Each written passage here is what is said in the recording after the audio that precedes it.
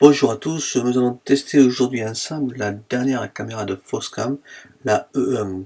C'est une caméra sans fil qui fonctionne sur batterie. Elle est livrée avec tous ses accessoires, de la documentation et des autocollants. Regardons tout de suite un petit peu comment ça se passe. La caméra se fixe au mur avec une petite sphère aimantée. Sur le dessus, il y a un bouton pour l'associer. Sur le derrière, une prise USB pour brancher la caméra si vous voulez, en plus de la batterie, l'alimenter.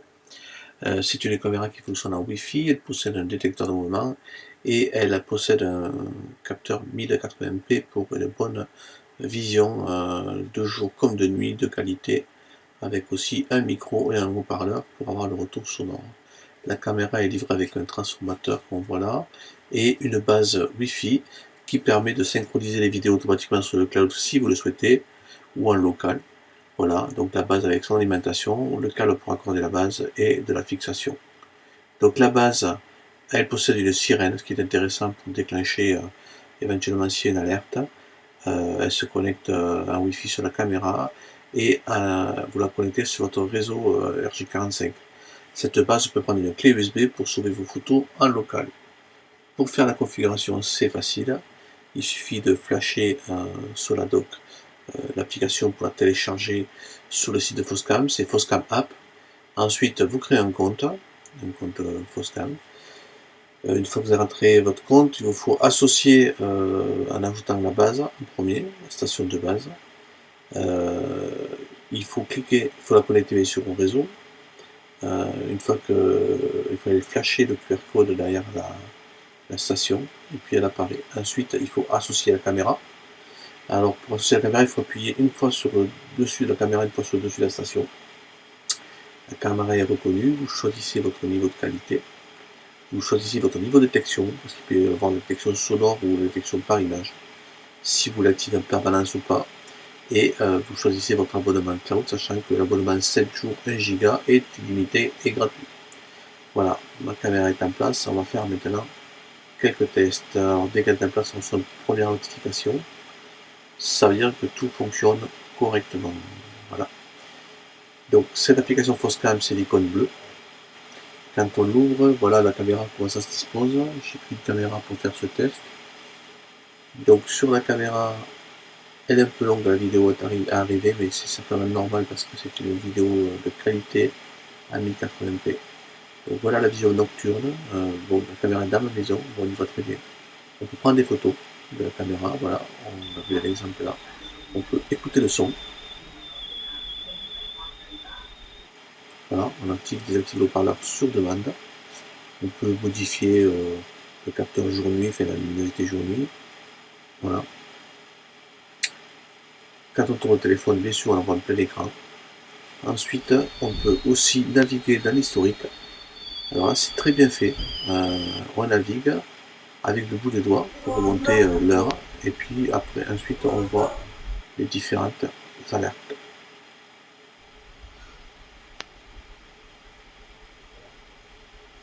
Bien sûr, il y a le son et la caméra passe d'une alerte à l'autre. Je trouve ça vraiment très très pratique et sympa à utiliser.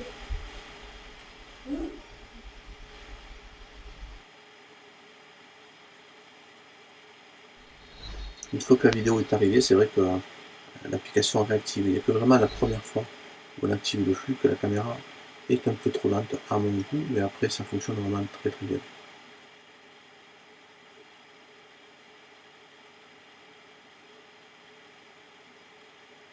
Voilà, on revient à l'application. Donc l'alarme, le bouton alarme pour activer la sirène. Sinon, on peut naviguer dans les photos qu'on a prises. Là, c'est les instantanés que j'ai prises sur mes vidéos. On peut aussi aller voir les détections. On peut filtrer. Ça, c'est toutes les alertes que ma caméra a détectées. Et on peut voir les photos qu'elle a prises pendant les alertes. Il faut cliquer sur la petite cloche pour voir les alertes quand on est sur la home page de l'application. Après, il y a trop d'alertes, on peut filtrer par jour, c'est une détection sonore, vidéo. Voilà. Et puis on navigue du bout des doigts sur les différentes alertes. Et on voit sur cette alerte, il y a 2 photos sur 9. Voilà. Donc ça, c'est sur l'écran d'accueil. Ensuite, on va passer à la configuration. Tout d'abord, la configuration de la base. Donc, un premier, l'abonnement. J'utilise le classique gratuit. La base. On peut synchroniser le temps et on peut après modifier les paramètres de la caméra. Donc, un nom, un réglage de son haut-parleur, un réglage de qualité d'image, un réglage de l'alarme, alarme audio ou alarme vidéo. Voilà. Ensuite, on peut désactiver les voyants de la caméra, voilà, pour le réglage de la caméra. Et ensuite, on peut programmer que la base redémarre régulièrement ou pas. Voilà un standard, puis bien sûr le mot de passe que vous pouvez changer. Voici des paramètres qu'on peut trouver sur cette caméra.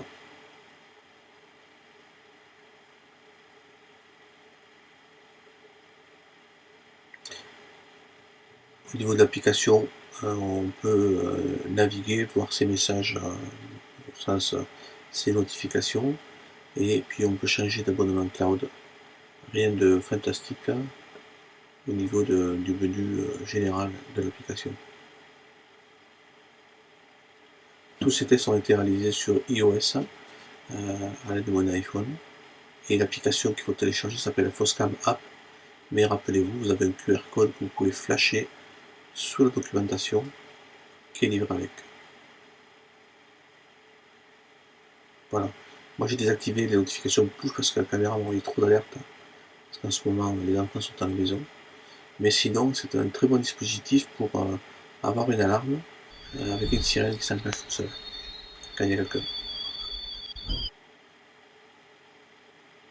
Alors on peut naviguer sur le graphique des différentes alertes ou on peut les mettre en mode historique où on navigue d'heure en heure. C'est un peu pareil, c'est une interface graphique. Voilà, j'espère que ce test vous a plu. N'hésitez pas à liker la vidéo si ça vous a plu et je vous dis à bientôt sur la chaîne toutladomotique.com.